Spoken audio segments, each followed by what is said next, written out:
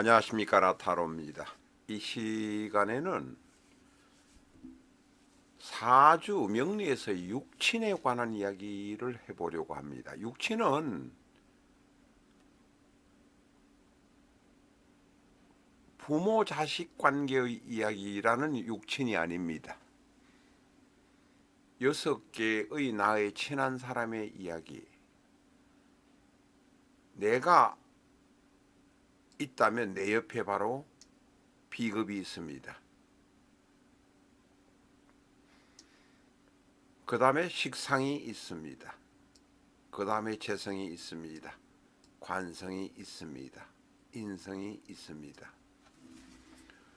육친의 이야기를 해보려는 것입니다. 비급, 식상, 재성, 관성, 인성과 나의 이야기입니다. 이 육친의 이야기는 사주를 배우는 첫 시간에 할 수도 있고 그 다음 시간에 할 수도 있습니다. 첫 시간에는 천간, 십천간, 십이지지를 배울 테니까 예를 들면 갑을병정목이 경신임계, 자축인묘, 진사오미, 신유술해, 십천간 십이지지를 배우고 난 다음에 배우는 것이 바로 육친의 이야기입니다. 그러나 육친의 이야기는 사실은 사주의 상급자가 될 때까지 풀리지 않은 퀘션 마크를 가지고 있습니다. 육친의 이야기가 그만큼 어렵다는 이야기가 되겠습니다. 육친의 이야기는 친족, 가족 간의 이야기이기도 하지만 그 친족과 가족 간의 이야기는 그 육친에 들어있는 이야기 중에 하나이기도 하고 극히 일부분이기도 하기 때문에 그렇습니다.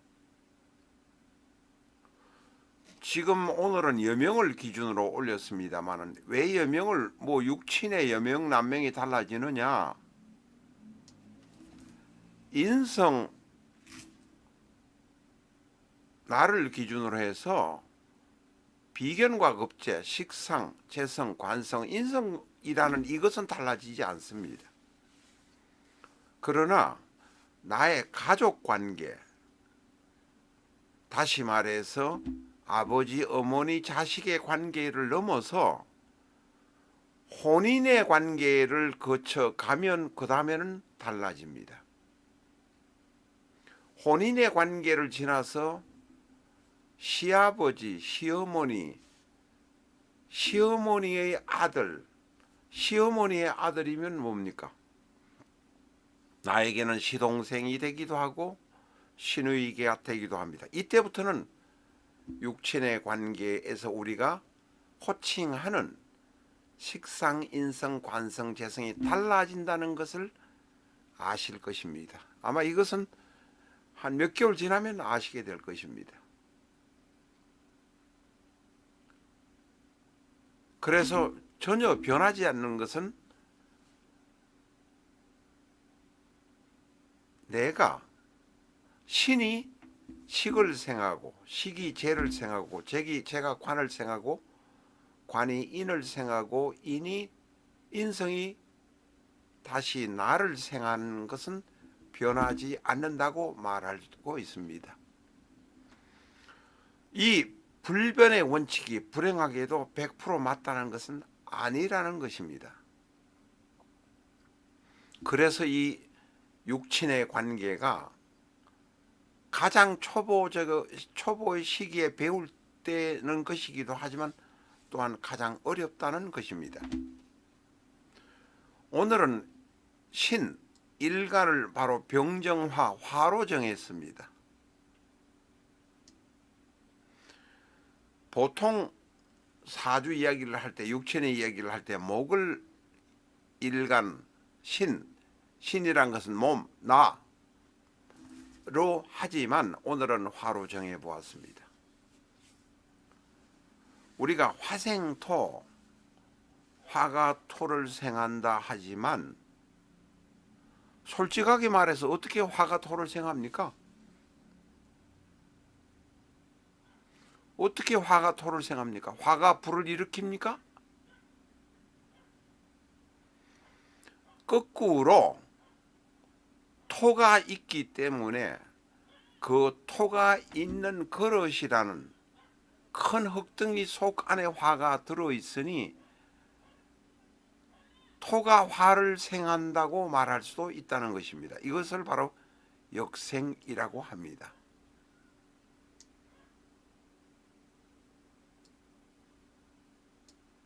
이것을 역생이라고 합니다. 토가라는 그릇이 있기 때문에 그 안에서 화가 자라니 화를 크게 만드는 것은 화생토가 아니라 토생화라고 볼 수도 있다는 것입니다. 반대로, 자, 반대가 아닙니다. 또 다른 것을 하면, 예를 들면 목에서 화를 목생화라고 말합니다. 인성이 나를 키웁니다. 가족관계로 말하면 어머니가 나를 키웁니다. 앞에서도 말씀드린 대로 가족관계 이야기를 하다 보면 어머니, 자식, 아버지 이런 이야기는 되지만 혼인을 통해서 한 달이 건너가면 틀릴 수도 있다는 것도 말씀드렸습니다. 일단 육친의 관계, 인성이 나를 생하는 이야기만 하겠습니다. 어머니가 나를 놓은 것은 분명합니다. 목생화가 분명하지만 햇볕 혹은 불이 없으면, 화가 없으면 목이 존재하지 못할 수도 있다는 것도 알아야 합니다. 왜냐하면 햇볕이 병화가 목을 키우는 양광의 역할을 하기 때문에 가능합니다. 이게 바로 역생입니다. 또한 정화가 을목을 생할 수도 있습니다. 풀밭이 겨울을 지나고 나면 균들이 많이 생기고 미생물들이 많이 생깁니다.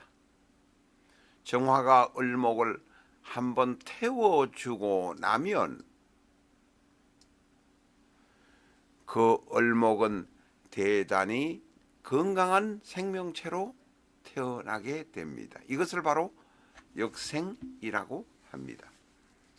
우리가 상생의 이야기, 관인상생이라고 말합니다. 그거 제일 많이 씁니다.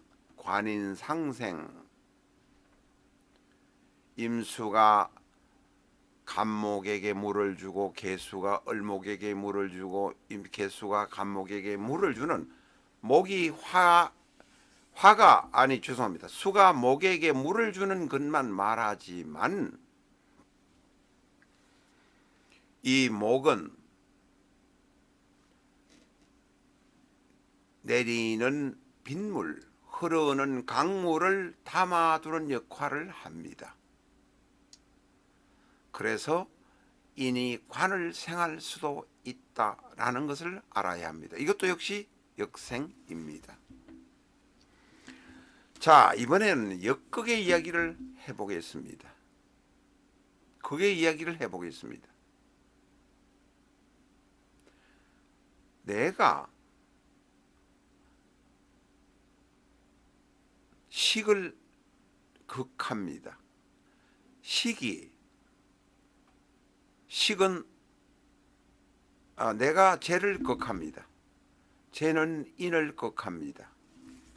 비극재, 재극인, 인극식. 인이 토를 극합니다. 인이 식을 극합니다. 그러나 반대로도 될 수 있다는 것을 우리는 알아야 합니다.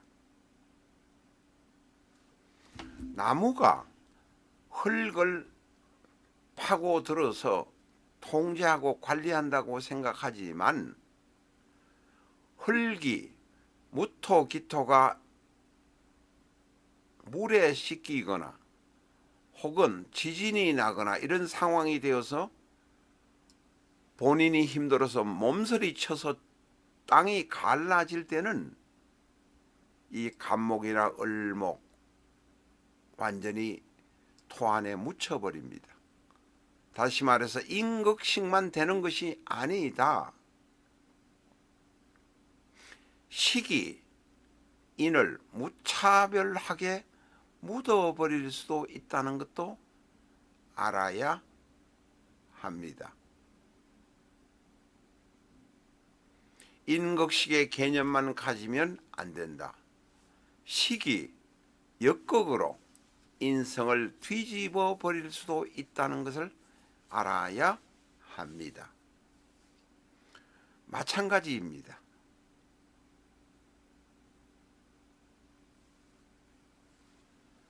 내가 재성을 관리를 하고 제극을 한다 하지만 재성이 경우에 따라서는 나를 완전히 뒤집어 버릴 수 있는 상황도 될 수도 있다. 이런 상생의 이론, 역생의 이론, 상극의 이론, 역극의 이론이 몸에 이렇게 배어지면 사주를 보는 것이 편해집니다. 사주를 보는 것이 힘들어지지 않는다는 이야기입니다. 이런 상황이 벌어질 때쯤 되면 자평진전의 생각의 이론은 완전히 뒤집어질 수도 있습니다. 뒤집어진다는 것이 아니라 한 단계 한 단계 성화가 되어서 보이기 시작한다는 것입니다. 사주는 육친의 문제입니다. 오행을 지나서 육친을 공부하는 것이 같은 시간에 배울 수도 있지만 오행의 문제와 사주의 문제를 제대로 깨닫는 데는 몇 년의 세월이 걸릴 수도 있습니다. 인극식이 아니라 식극인이 될 수도 있다. 재생관이 아니라 재성이 관성을 생해주는 것이 아니라 반대로 관생재가 될 수도 있다. 표서를 먼저 취하고 난 다음에 재물을 취하는 경우를 바로 관생재가 되는데, 이런 역생의 경우가 생기면 부정행위, 감옥 가는 행위, 이런 행위들이 종종 일어난다는 것을 우리는 알아야 합니다. 오늘은 육친의 관계가 곡히 비생식, 식생재, 재생관, 관인상생, 인생비만은 아니라는 것을 알아야 합니다. 그것이 정상적인 재생관, 관인상생, 식생재의 경우보다와 마찬가지의 비율로 일어난다는 것을 우리는 알아야 합니다. 이것을 제대로 알게 되시면 벌써 상급의 수준까지 가 있을 것으로 생각이 듭니다. 처음에 말씀드렸습니다마는 이 사주를 육친의 문제를 가족 간의 문제만으로 해석하려고 하면 엄청 어려워집니다. 가족 간의 세력의 관계, 가족 간의 힘의 관계는 장소와 시기에 따라서 근본적으로 다르기 때문에 그렇습니다. 시대에 따라서 다르고 나라에 따라서 다르다는 것을 알아야 하기 때문에 가족 간의 관계, 친족 간의 관계로 그대로 적용하려고 하지 마시기 바랍니다. 거의 80~90%는 우리나라의 경우는 가족 내에서는 적용이 되지만 역극의 문제, 역생의 문제도 생길 수가 있습니다. 병화정화인 내가 식인 여명의 경우는 자식을 놓았지만 불행하게도 무토, 기토라는 자식이 지진이 나고 용암으로 뒤덮어질 때는 병화, 정화는 다시 말해서 나, 부모라는 어머니라는 나는 완전히 뒤집혀져 버려서 이 세상에서 그냥 끝나버리는 경우도 있다는 것도 우리는 알아야 합니다. 라타로 TV는 비전적 천수를 라타로 TV 고객에 한해서 65% 가격으로 특매하고 있습니다. 깨끗한 책 65% 가격의 특매를 원하시는 분은 위에 전화로 연락 주시기 바랍니다. 감사합니다.